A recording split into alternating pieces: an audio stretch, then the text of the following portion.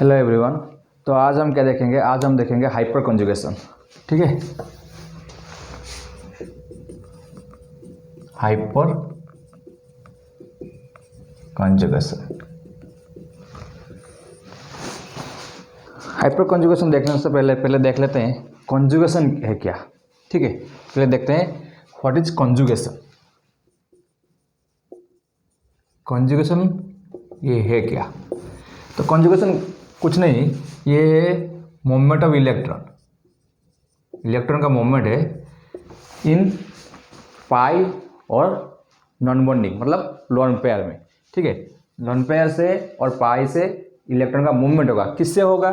Saturated system भी हो सकता है और अनसैचुरेटेड में भी हो सकता है। देखते हैं क्या चीज़ें हैं। और फ्री रेडिकल से भी मूवमेंट हो सकता है।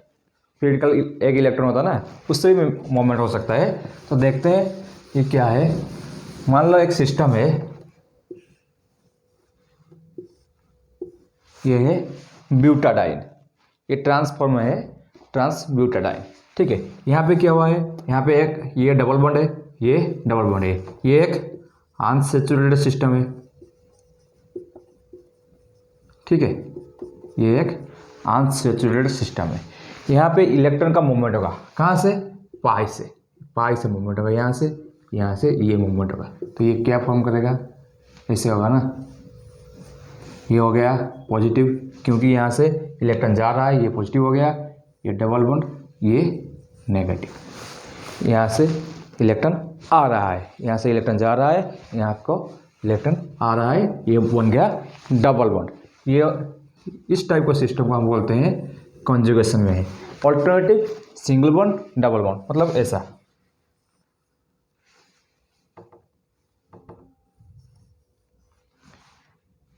Double bond single bond, double bond single bond, double bond, ऐसा होगा तो हम बोलेंगे ये सिस्टम कॉन्जुगेटेड है, कॉन्जुगेटेड सिस्टम में है मतलब ऐसा। ठीक है ना, ये हो गया कॉन्जुगेशन। ठीक है, ये हो गया हम देखें अनसैचुरेटेड सिस्टम में। लोन पेयर कैसे मूवमेंट करता है? यहाँ पे देखो और एक सिस्टम, ये भी अनसैचुरेटेड सिस्टम पकड़ लो। ये मान लो ऑक्सीजन है, यहाँ पे डबल बॉन्ड है, ऑक्सीजन का लोन पेयर है, अनसेड पेयर ऑफ इलेक्ट्रॉन। ये क्या होगा, ये यहाँ जाएगा, ये यहाँ जाएगा, तो क्या फॉर्म करेगा? ये नेगेटिव हो गया, ये डबल बॉन्ड हो गया, इसके ऊपर पॉजिटिव आ जाएगा।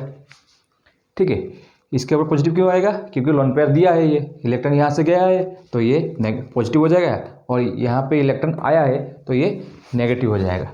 देखते हैं ऑर्बिटल कंट्रीब्यूशन में कैसे करते हैं इसको। मैंने ये फर्स्ट बनाया था ना ब्यूटाडाइन, यहाँ पे डबल बॉन्ड, यहाँ पे डबल बॉन्ड, यहाँ पे हम ऑर्बिटल दिखा देते हैं।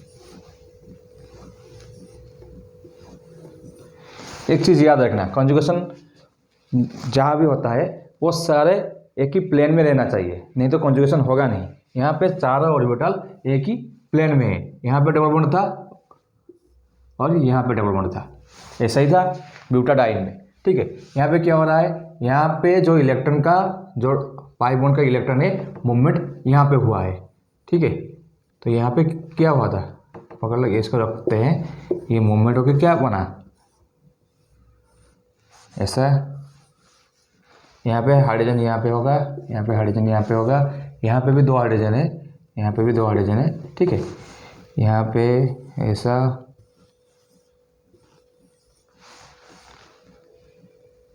ठीक है। अब क्या होगा, यहाँ पे ये वैकेंट हो जाएगा क्योंकि जो इलेक्ट्रॉन था ये यहाँ पे मूवमेंट हो गया है, ये वैकेंट हो जाएगा, पॉजिटिव हो जाएगा ये, और ये नेगेटिव हो जाएगा क्योंकि यहाँ पे इलेक्ट्रॉन आया है। ठीक है, तो ऐसा होता है, एक ही प्लेन में होना चाहिए, चार ऑर्बिटल जो है एक ही प्लेन में होना चाहिए। अगर प्लेन में नहीं होगा तो वहाँ पे कॉन्जुगेशन नहीं होगा। ठीक है, और देखते हैं अगर वैकेंट पी ऑर्बिटल है और लोन पेयर है, नाइट्रोजन है और यहाँ पे कार्बन के ऊपर पॉजिटिव है, हाइड्रोजन दो है। ठीक है, यहाँ पे एक दो तीन बॉन्ड है। ठीक है, अब यहाँ पे भी ये लोन पेयर मूवमेंट करेगा। तो यहाँ पे भी कंजुगेशन हो गया, इससे कंजुगेशन होता है। ठीक है, यहाँ पे भी लोन पेयर का मूवमेंट हो गया। देखते हैं फ्री रेडिकल में कैसे होता है। कार्बोनियन में भी तो होगा, फ्री रेडिकल में देखते हैं, मतलब नेगेटिव, मतलब लोन पेयर जैसा काम करेगा, अनशेयर्ड होगा ना इलेक्ट्रॉन। फ्री रेडिकल में देखते हैं, मान लो यहाँ पे डबल बॉन्ड है, यहाँ पे फ्री रेडिकल है। ठीक है, यहाँ पे कैसे होता है कंजुगेशन, यहाँ पे क्या होगा, ये जब ब्रेक करेगा यहाँ पे ये एक इलेक्ट्रॉन, ये एक इलेक्ट्रॉन, ऐसे करते हैं ना फ्री रेडिकल। तो यहाँ पे ये बन गया, यहाँ पे एक इलेक्ट्रॉन, यहाँ पे एक इलेक्ट्रॉन, यहाँ पे इलेक्ट्रॉन, ये इलेक्ट्रॉन दोनों मिला के एक बॉन्ड कर देंगे। यहाँ पे क्या हो गया, फ्री रेडिकल, फिर ये ब्रेक होगा ऐसा। तो फ्री रेडिकल में भी कंजुगेशन होता है। ठीक है, तो कंजुगेशन कहाँ कहाँ होता है, ऑल्टरनेटिव सिंगल डबल बॉन्ड होगा तो होगा, फिर लोन पेयर है और अनसैचुरेटेड कोई बॉन्ड है तो उसके साथ भी कंजुगेशन होता है। फ्री रेडिकल में भी कंजुगेशन होता है। अगर नेगेटिव होगा ऐसा, मान लो ये कार्बन नेगेटिव है, ये तो ये भी यहाँ पे भी कंजुगेशन होगा। तो ऐसे कंजुगेशन बनता है। फिर हाइपर कंजुगेशन क्या है, कंजुगेशन तो समझ गए, ऐसा कंजुगेशन होता है। हाइपर कंजुगेशन होता है क्या है, हाइपर कंजुगेशन में बहुत सारा स्ट्रक्चर बनता है, मतलब कॉन्जुगेटेड स्ट्रक्चर बहुत सारे बनते हैं।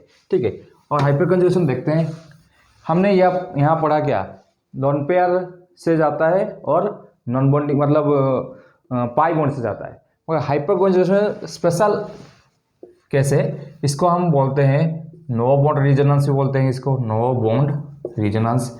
ये टर्म क्यों बोलते हैं देख लेंगे हम क्लास में। नो बॉन्ड रिजोनेंस बोलते हैं, और सिग्मा पाई ओवरलैप भी बोलते हैं इसको, ओवरलैप भी बोलते हैं, और इसको एंकीमेरिक असिस्टेंस भी बोलते हैं। ठीक है, ये सब इसी का ही नाम है, no bond resonance, sigma pi overlap, anchimeric assistance. ठीक है, तो देखते हैं एक एक चीज़ें। तो हाइपर कंजुगेशन में क्या होता है, सिग्मा बॉन्ड पार्टिसिपेट करता है कंजुगेशन में। हमने अभी कंजुगेशन में क्या देखा, लोन पेयर और पाई बॉन्ड, मगर हाइपर कंजुगेशन में सिग्मा बॉन्ड पार्टिसिपेट करता है। कैसा देखते हैं, एक यहाँ पे CH3 है, यहाँ पे CH डबल बॉन्ड CH2। ठीक है, मान लो ऐसा है। तो यहाँ पे क्या होगा, यहाँ पे जो अल्फा कार्बन हाइड्रोजन है ना, अल्फा हाइड्रोजन ये वाला कैसा कल बोलते हैं, ये सिस्टम है तो इसका पहला वाला कार्बन अल्फा कार्बन, उससे जो हाइड्रोजन अटैच है उसको हम अल्फा हाइड्रोजन बोलते हैं। तो यहाँ पे क्या होता है, ये अल्फा हाइड्रोजन तीनों है ना, ये भी अल्फा हाइड्रोजन है, ये भी अल्फा हाइड्रोजन है, ये भी अल्फा हाइड्रोजन है। ठीक है, अल्फा हाइड्रोजन, ये भी अल्फा हाइड्रोजन, ये भी अल्फा हाइड्रोजन है, तीनों अल्फा हाइड्रोजन है। ठीक है, तो कोई भी हाइड्रोजन है, तीनों ही जाते हैं। ठीक है, तीनों ही यहाँ पे ये बॉन्ड ब्रेक होगा और ये यहाँ जाएगा और ये यहाँ जाएगा, ऐसा ही होता है। मतलब सिग्मा बॉन्ड, ये सिग्मा बॉन्ड है ना, सिग्मा बॉन्ड का यहाँ पे रिजोनेंस होता है, मगर ये कार्बन हाइड्रोजन बॉन्ड ब्रेक हो जाता है। यहाँ पे कार्बन हाइड्रोजन बॉन्ड ब्रेक हो जाता है, हाइड्रोजन सिस्टम में रहता है, हाइड्रोजन सिस्टम से बाहर नहीं जाता, मगर कार्बन हाइड्रोजन बॉन्ड ब्रेक हो जाता है। रिजोनेंस में क्या होता है, रिजोनेंस में कोई एटम का मूवमेंट नहीं होता है और कोई बॉन्ड भी ब्रेक नहीं होता। यहाँ पे एक स्पेशल चीज़ है, बॉन्ड ब्रेक हो जाता है और ये कंजुगेशन में जाता है, तो इसको इसलिए बोलते हैं नो बॉन्ड रिजोनेंस।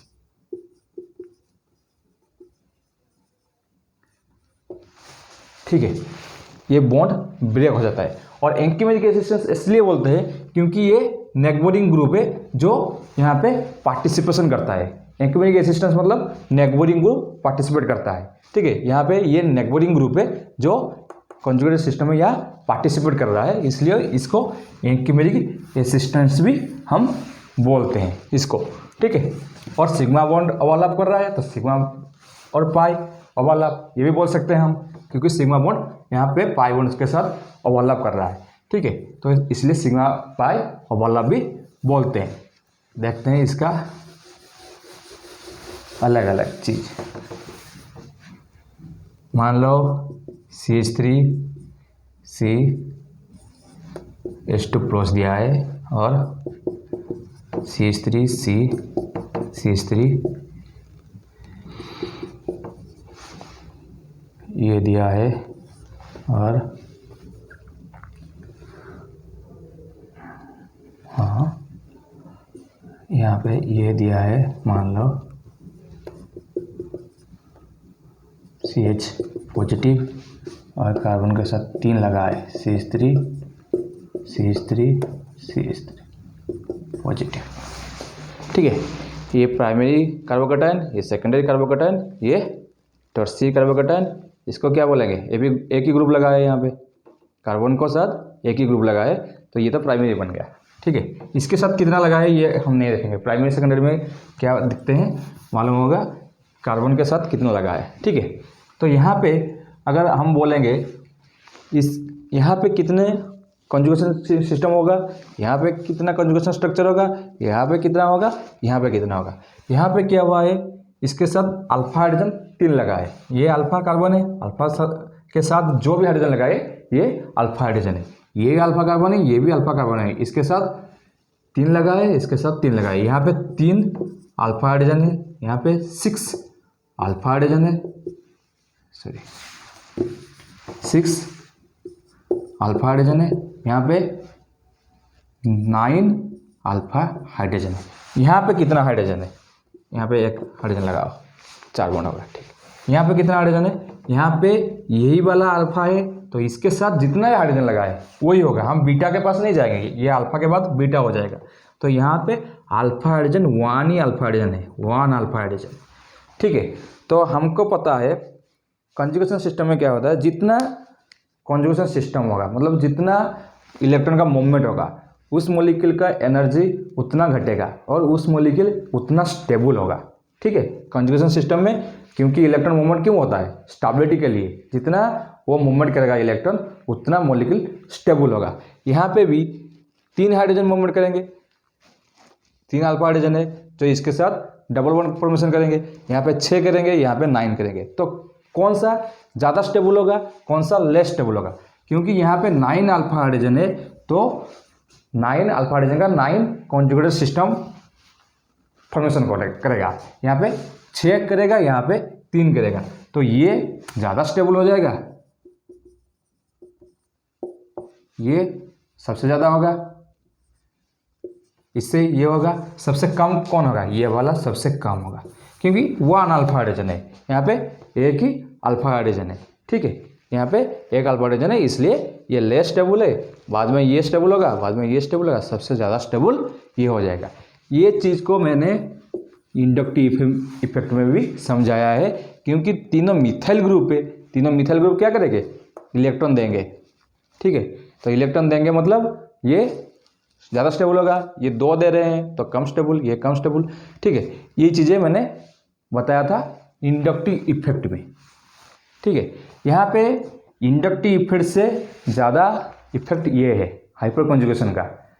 कभी भी एक्सप्लेन करना है तो हाइपर कॉन्जुगेशन को पहले प्रेफरेंस दिया जाता है, क्योंकि यहाँ पे रिजोनेंस हो रहा है।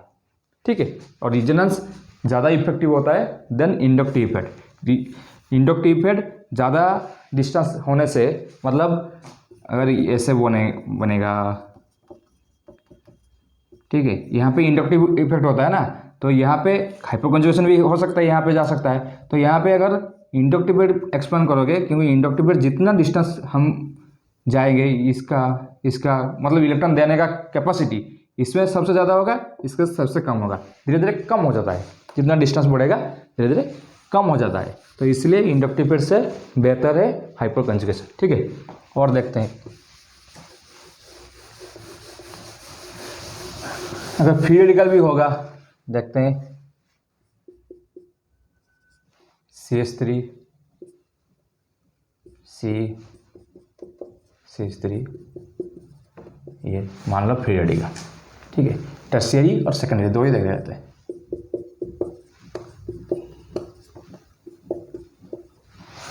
फ्री रेडिकल क्या है, कार्बोकैटायन क्या है, कार्बोएनायन क्या है, ये सब पहले लेक्चर में मैं बोल चुका हूँ। अगर कोई देखा नहीं फ्री रेडिकल क्या है, कैसे फॉर्मेशन होता है, बोल चुका हूँ ऑलरेडी, ये एक्सप्लेन कर चुका हूँ, तो ये लेक्चर देख लेना, लिखा होगा फ्री रेडिकल। ठीक है, तो ये हो गया टर्शियरी फ्री रेडिकल, ये हो गया सेकेंडरी फ्री रेडिकल। ठीक है, सेकेंडरी कार्बन फ्री रेडिकल। तो यहाँ पे कौन सा स्टेबल होगा, यहाँ पे भी यही देखना है, क्योंकि मैंने अभी बताया ना फ्री रेडिकल में भी कंजुगेशन होता है, तो यहाँ पे भी कंजुगेशन होगा। तो यहाँ पे 3 हाइड्रोजन का, यहाँ 3 3 3 9 हो गया, 9 अल्फा हाइड्रोजन। यहाँ पे 6 अल्फा हाइड्रोजन। इसको नहीं पकड़ना है, ये इसी के रेफरेंस में हम इसको अल्फा कार्बन बोल रहे हैं। अल्फा कार्बन में जितना भी हाइड्रोजन होगा वो होगा अल्फा हाइड्रोजन। तो यहाँ पे 6 अल्फा हाइड्रोजन, यहाँ पे 9 अल्फा हाइड्रोजन, तो more stable tertiary free radical होगा। ठीक है, ये हो गया चीज़ें। देखते हैं आज अल्किन का स्टेबिलिटी देख लेते हैं, stability of alkene.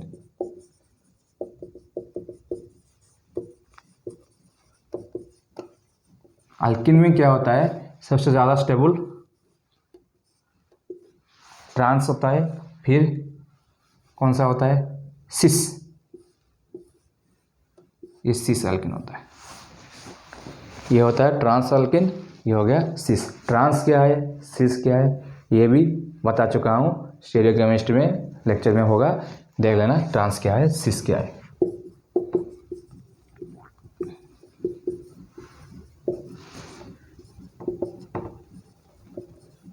Sis alkene मतलब ट्रांस ब्यूटाडाइन, ये सिस ब्यूटाडाइन, ब्यूटाडाइन लिख देते हैं, ट्रांस ब्यूटाडाइन।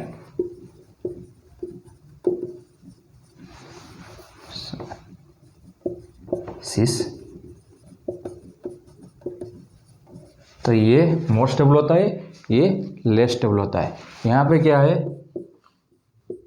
हाइड्रोजन होगा, यहाँ पे हाइड्रोजन होगा, ठीक है, यहाँ पे यहाँ हाइड्रोजन, यहाँ हाइड्रोजन, सिस होने की वजह से यहाँ पे स्टेरिक इंडेक्स बढ़ता है। ठीक है, यहाँ पे यहाँ हाइड्रोजन होगा, ऐसे ही होगा। ठीक है,